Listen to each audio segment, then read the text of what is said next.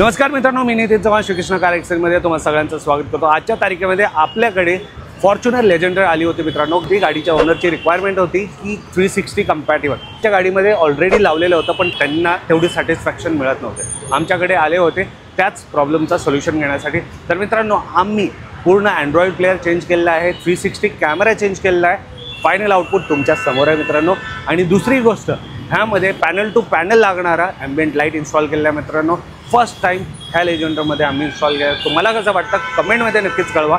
आणि जर तुमच्याकडे पण लेजेंडर असेल किंवा ब्रेझा असेल, एर्टिगा असेल, ग्रँड विटारा असेल आणि भरपूर साऱ्या गाड्या आहेत, त्यांच्यासाठी पण पॅनल टू पॅनल चेंज होणारा ॲम्बियंट लाईट अवेलेबल आहेत मित्रांनो आपल्या दुकानामध्ये।